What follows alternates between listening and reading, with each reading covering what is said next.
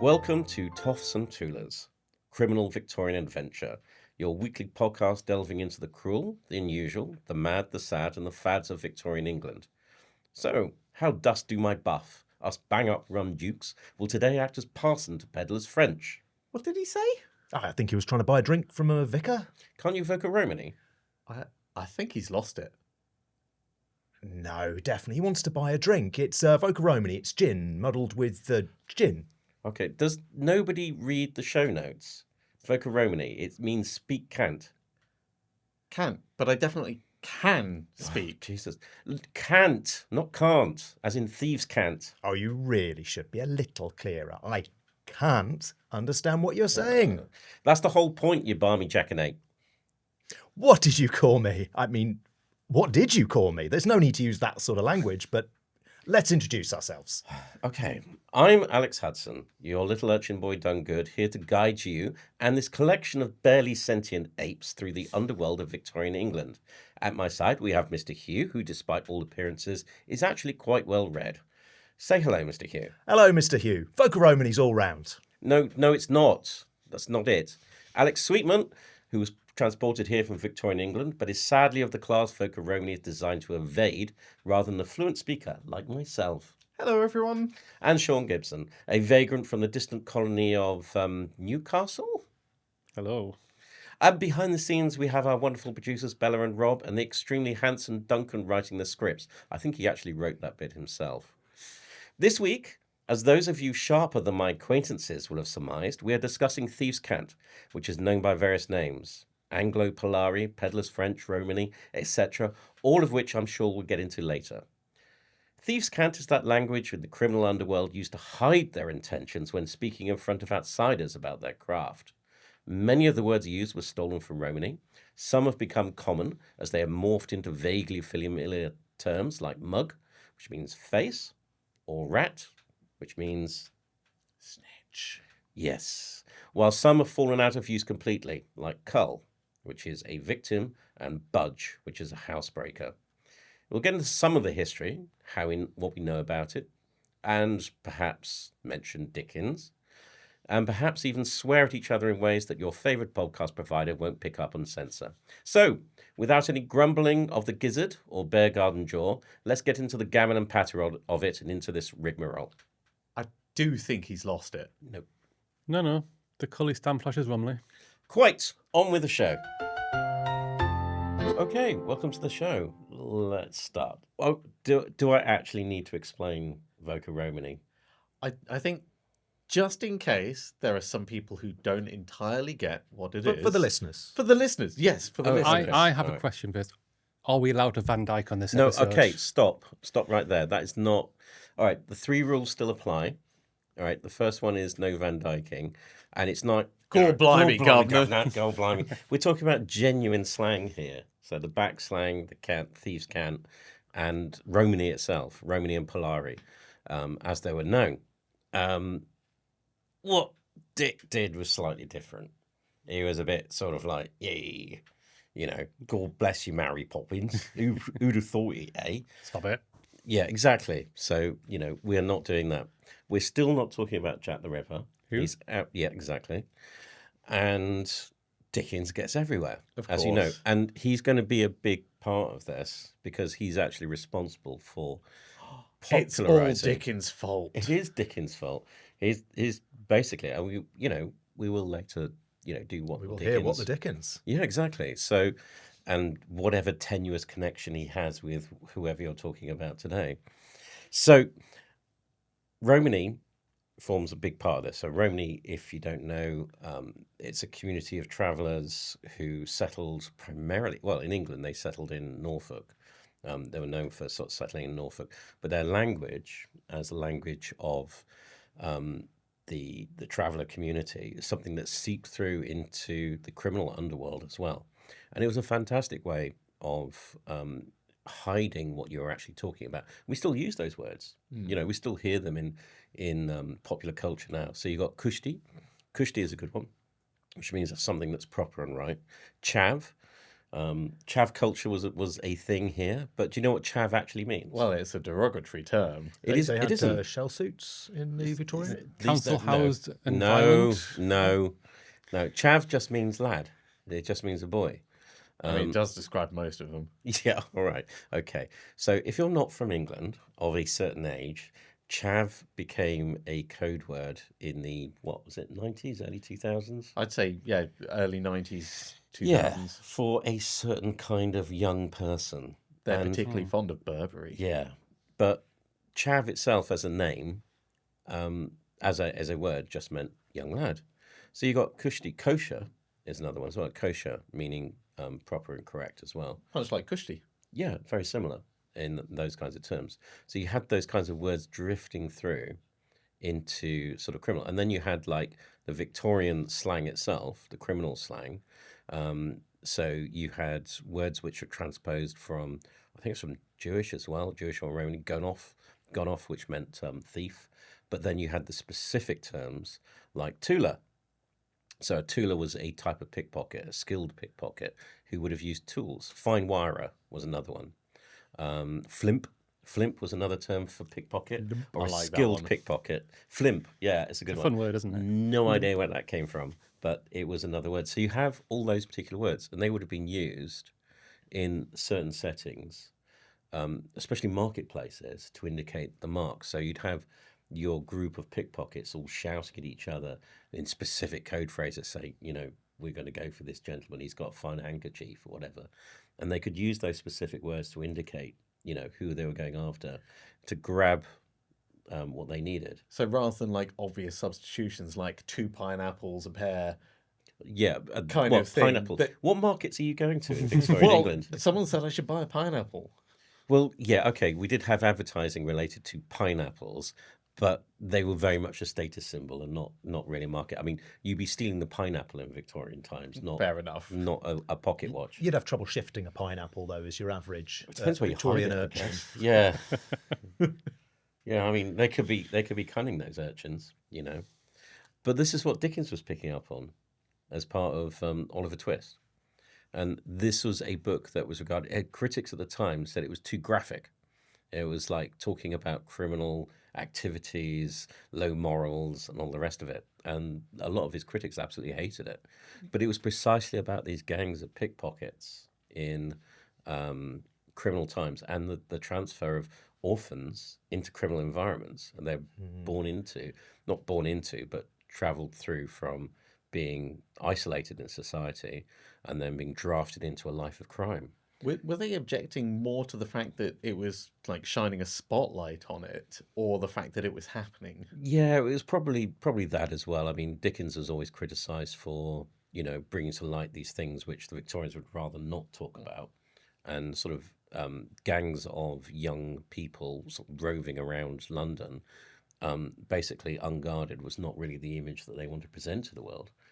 So, but Dickens wrote Oliver Twist on the basis of that, and of course, it's got the fluffy bits. Oliver eventually gets adopted. Oh, sorry, spoiler alerts. It works out. Just it works in out case okay you haven't for, read it. Yeah, it works out okay for Oliver in the end. He gets very nicely looked after. Thank you so much. But I think they were right. I mean, they didn't want to shine a light on it, but it is now such an iconic image of London in those times. But yeah, and you do get the sort of the other things, Oliver, and you've got a pick a pocket or two kind of thing going on. That it kind of overtakes. This was quite a serious social message at the time, and was regarded as pretty outrageous to actually point a light at it or point a finger at what was actually going on. And these were based on real things. Dickens didn't just pull this out of his hat. These were things that he observed happening in London, transposed to the page. So Artful Dodger was probably a mixture of different characters that he'd encountered. But there was a chance that Fagin was actually based on a real individual, which we'll talk about later.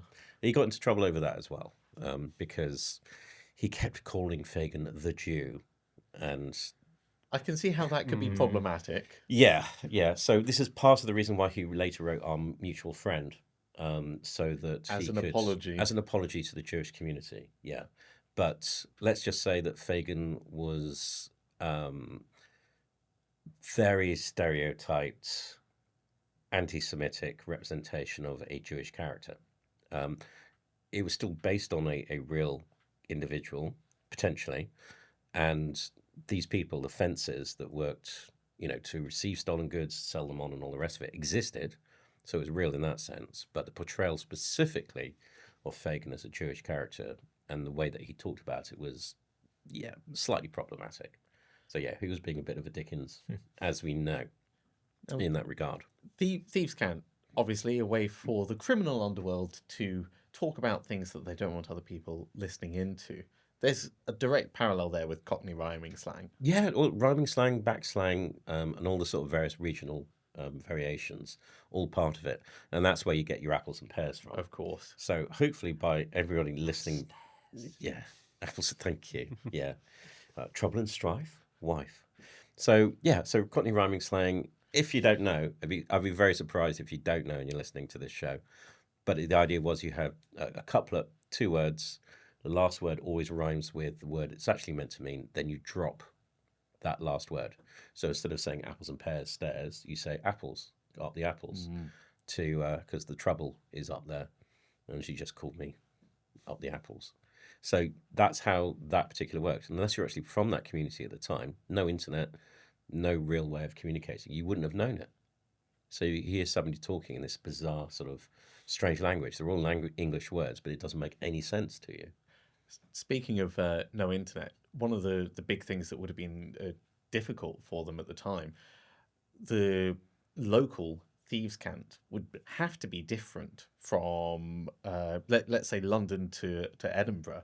It would be different words. You might be able to pick them up in context, but the way of talking would have to be quite varied. Yeah, I think there is some evidence for like regional variations, especially with things like backslang. So backslang was a slight variation on things like rhyming slang. So penny was yenip, and police was esclop. That's just backwards. Yeah, I know. They went. Oh, that's why it's called You've backslang. cracked it. Cracked the code already. Genius. And esclop was police, but that got shortened to slop. So that's where we get our word slop, apparently. So esclop, slop. That was police. What's the other one? Is that also where you get the pigs because they eat the slop? Yeah, maybe. But things like the one I can't figure out is like I think it's a shilling, which was a gennet, and I can't figure out what that's backslang from. How they got to gennet from. Could it be monetarily? Like a shilling's not much, a guinea is a lot. Oh, it could be something like that. Yeah, I guess. But there's obviously unless you actually know the specific backslang, you're not really going to unless you got yenip because it's easy enough. But a lot of these words, you'd have to sort of know them to actually sort of figure them out. And if you're in a marketplace and people are shouting stuff all around you, you'd need to be listening to a specific conversation to think, hang on, they're saying gibberish. Yeah. And of course, market traders had their own language. They were shouting to each other, talking about whatever they needed to trade. So you had all these people sort of milling around. So you wouldn't notice it. I mean, if you go through a marketplace or a crowded area like a train station, how often do you honestly think whether or not you're going to get pickpockets? They're still there. It still happens. You get those warning signs everywhere. So somebody sort of shouting something randomly, you're not really tuned into it, but you don't actually realise that you're the one actually being marked. I suppose modern parlance is probably all more done through secret communication, mobile phones and stuff, but it wouldn't be that difficult to shout it out in public as long as you're using something people don't understand. No, and it extended the signs as well. So travellers, especially itinerant travellers, had their own code. And they used to put signs on as they were travelling around the country to indicate whether or not this neighbour, this person was like welcoming or not. So if you're actually going by, you actually wander in. And they used to call them gypsy marks. But it could be any part of any sort of travelling community which actually leave them on like doorposts and things like that. They used to come out and find, chalk marks, these strange signs. For those that come after. Yeah. And there's like this whole sort of language, hidden language, like dotted around the countryside. Dickens was obviously concerned with what happened in London. So you got that kind of thing. And that's how it sort of spilled over into our modern understanding and why we get, Van Dyking going on. Because what was true then became a kind of joke or a stereotype over time, but it had a real function. So how would Dickens have learned this language if it was a secret dialect? Oh, apparently he took to wandering around London. He was more of a journalist, wasn't he? Yeah, he started his days as a journalist. So he spent a lot of time wandering the streets of London at night, really talking to people. There's probably a lot of stories in that, but taken at face value. he was really interested in these communities that most other people of his station in life weren't talking to. Yeah, and I know there were dictionaries at the time. So there was a number of dictionaries. There was one from late 18th century, Francis Goss's dictionary, I think, of vulgar words. And that was updated in the early 19th century by the Whip Club. I don't know any more about that, but it might be worth looking into. About 1811. And there was a number of other dictionaries that he could have used from. And yeah, he would have gone to magistrates' courts, I'm guessing, and sort of hung out with police because that's where it came through. And he changed words as well. So he couldn't say the D word, damned. So he switched it out for jiggered. So I'll be jiggered. And that's where you get those kind of weird Victorian phrases, which didn't actually have any resemblance to real swear words or slang words, but kind of became standard because Dickens wrote them. It is one of the joys of the English language, though, because we can use words at any position in a sentence. As long as contextually it makes sense, our brains will just make it work. Yeah, so everybody knows I'll be jiggered is kind of like meant to be a sort of swear word, but he couldn't use the swear word in his text. You can even just like make something up like, I was hammered as a window. Doesn't make any sense, but everyone knows it means you were drunk. Yeah. Yeah. So I'm going to use that now. Hammered as a window. So we'll talk about the possible source. It's a bit questionable. We'll talk about the possible source of Dickens' inspiration for Fagin. He was a character in himself. We do want to talk about what the Dickens. We will. What surprises do you have in store for us? Do we get any clues? Well, I think we'll move on from authors this week. Try something a little different. Okay. And okay, there's Yes. going to be no clues. Right, fine. Okay, I'm just going to have to... Not literally. I'm just going to have to be patient, I suppose. Sean, are you still collecting leeches, rat catching? It's not leeches anymore. It's Okay. It's even worse if you can believe it. Oh dear. It's mudlarking. Okay.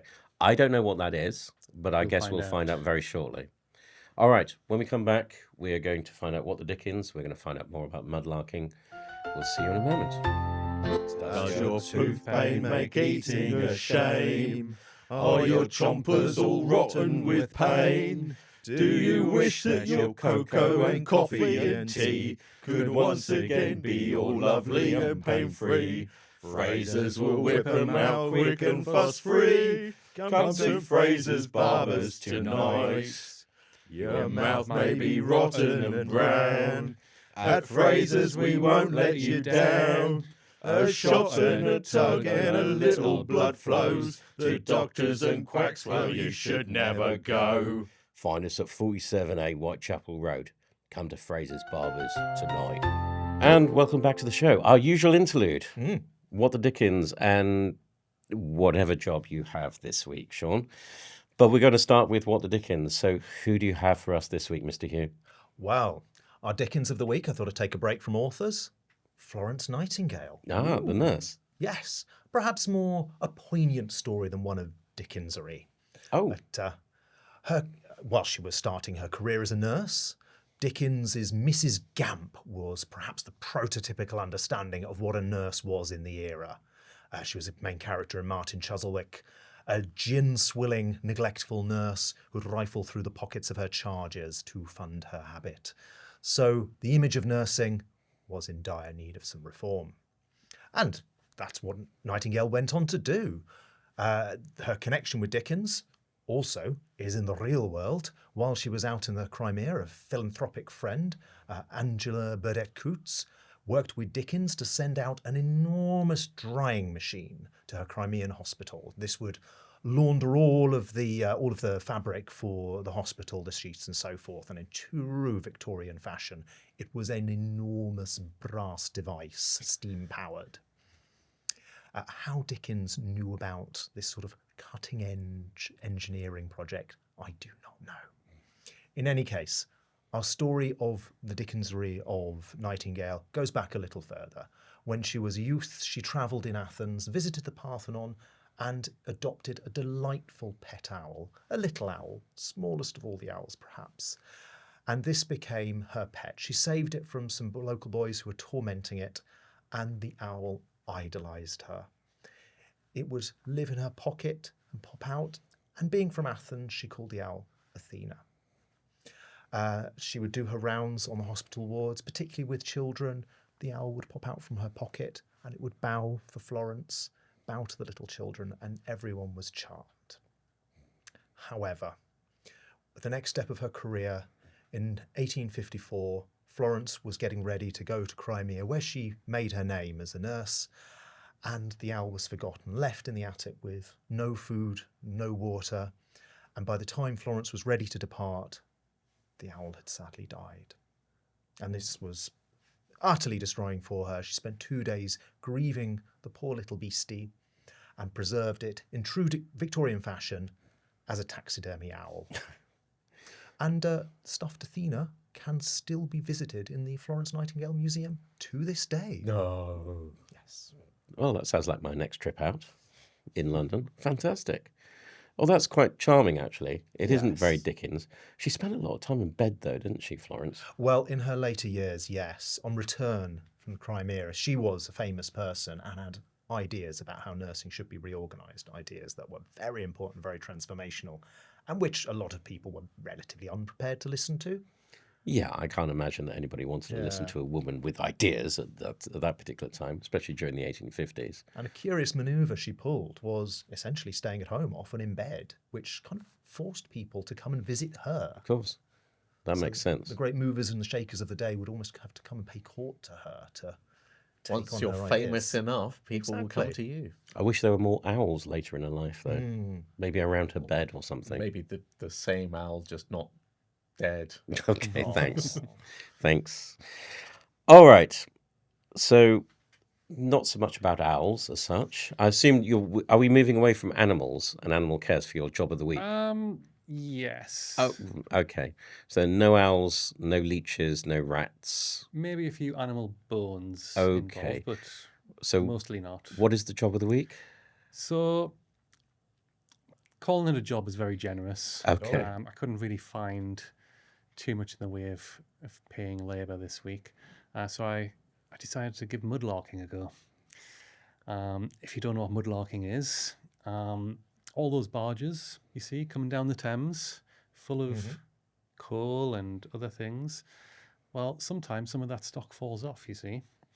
And when the tide comes out, you can find that stock in the mud, in the silt. Oh, so it's still quite like the moist swamp. Fewer leeches? Less so up to your waist, but a lot more human filth, Oh. unfortunately. It's not the cleanest of rivers, the old Thames. Yeah. But yeah, so I mean, your bread and butter there. Ugh. No. Your bread and butter would be coal, for example. There's a lot of coal barges where some coal falls off and some coal falls off, if you know what I mean.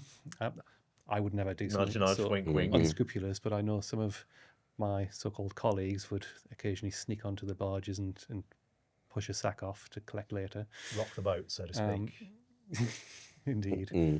Mm. So yes, coal's your bread and butter. You get a little bit of coin from it.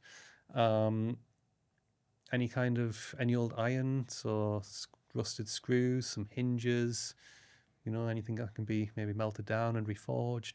The real prizes is your brass, and copper. So copper nails or the bits that line the ships, making them look a bit nice. They might knock off on the side of the dock. You can sometimes find that. You would think that's a bit of a jackpot. And with the animal motif, sometimes some old bones that can be ground down into fertilizer and Fabulous. such. Okay. But not to labour the point, but Hmm. barges carry a lot of coal. Yes. If you're just picking up a few lumps of coal, that kind of implies you're not making a huge amount of money out of Yes. this. I did manage to make enough for my room on a night, Oh. and that's about it, unfortunately. And some people that I saw there, they even lost their lives. You make so little money, and you can get stuck in that silt. And if you get stuck, you can't get your foot out, and the tide comes back in. Oh, that's horrible. Yeah, you can drown very easily. I won't be keeping up with that. Well, not- it not sounds worth like the a pittance of money legitimate that you- job, though. So, It's a bit frowned upon. right, okay. So, I'm going to take a wild stab in the dark to say that you may not be pursuing this as a future career. Unlikely. Okay, all right. Hopefully, I'll find something a bit more appropriate for next week. And hopefully one with fewer exposure to diseases. Indeed. Again. Indeed, yes. Pays Alright. a little better. Yeah, we definitely want that for you. Fewer diseases, better pay. Well, good luck to you. Yeah. Thank you. Anyway, thank you for What the Dickens, and obviously for Job of the Week. Good luck in your next week's job hunting. After the break, we'll get back to the business at hand, and we'll return to discussing Voker Romany and the mysterious figure that may have been behind Fagin. I say, fellow, which way to the railway station? Oh, you're a bricky giggle mug all afternoon if I'd no mistake. No lollygagging, no nanty-narking, I'll wager. I'll get you there, no mafficking or even evening wheezes. I beg your pardon? What? You there?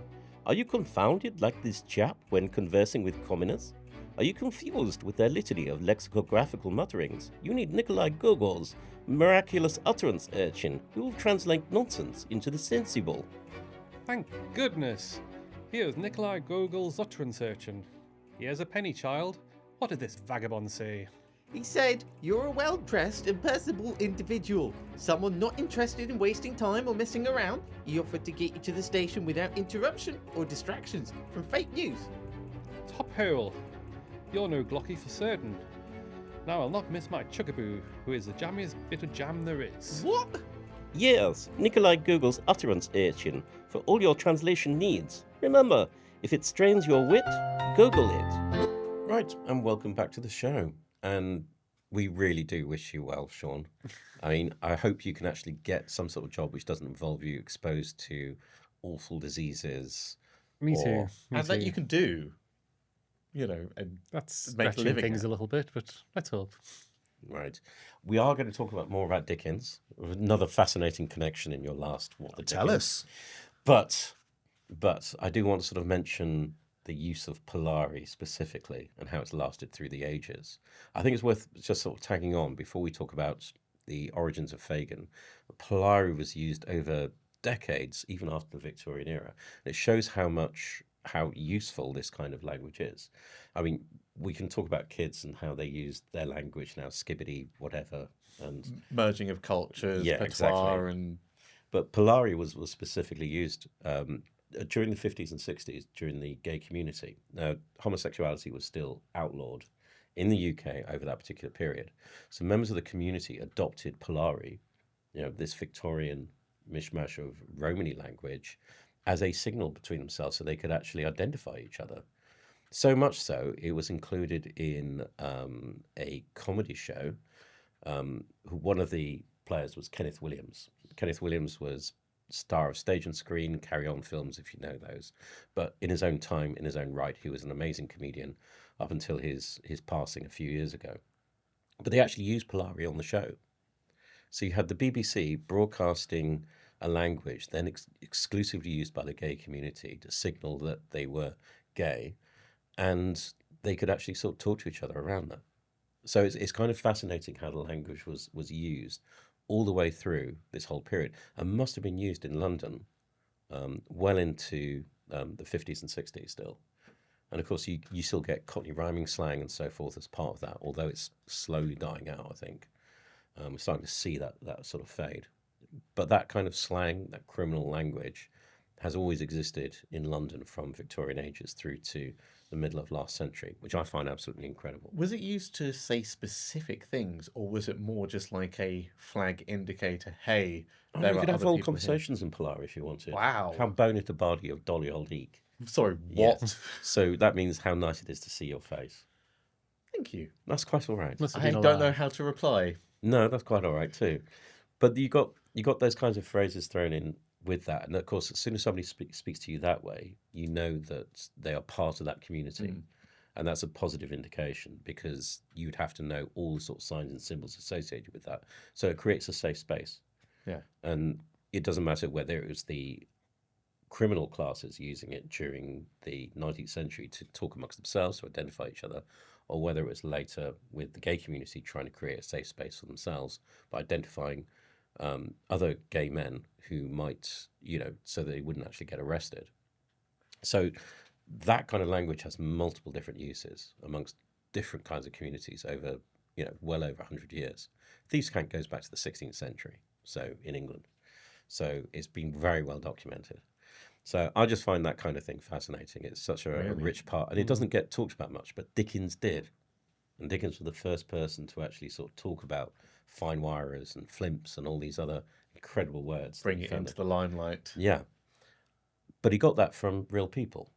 And one of the potential, so he denied it until his dying breath, but there was a fence called Ike Solomon, who himself, his father, Henry, was also a fence. So he, as a child, he was brought into this kind of life. And he basically had this criminal career of selling stolen goods. Fagin, basically. So a figure within the Jewish community who was selling stolen goods and had a sort of rather checkered past, let's say. He was transported in 1810 for theft and various other criminal activities. He found his way back to London in 1818. He made a very successful and high-profile escape from Newgate Prison. Got to America. A relative of his was transported out to Van Diemen's Island in Australia.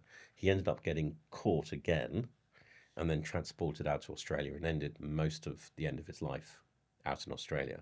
So this is a guy who had quite an incredible life. But Considering the journey times were pretty long as well. Yeah. Getting transported out and making it back within 8 years. It seems pretty good. It's incredible. And then going to America and then having to come back and then getting transported to Australia again and then basically having to live out the rest of your days there. I think, Ike Solomon is quite an interesting character, but he always ended up sort of like fudging it or denying whether or not he was Fagin, basically. It The does real sound like wing it kind of guy. Yeah. he sounds like the kind of guy who would actually have a successful life in Australia as well. Yeah.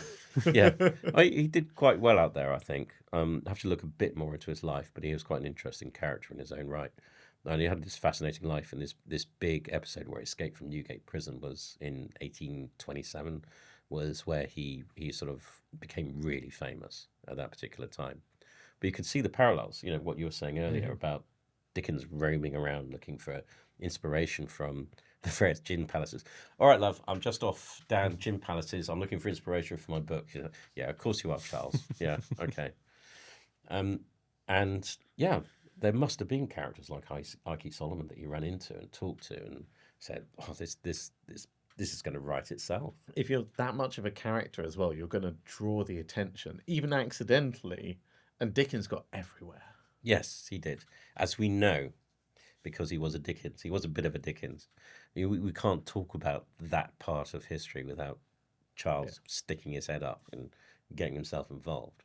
But what I quite like is that this dotted line you can draw between what we're talking about, the criminals, the things that actually happen, the Thieves Cant, and all of that kind of stuff, and the real world characters that you must have drawn upon. And starting to introduce the language as well to people as well, to a huge audience.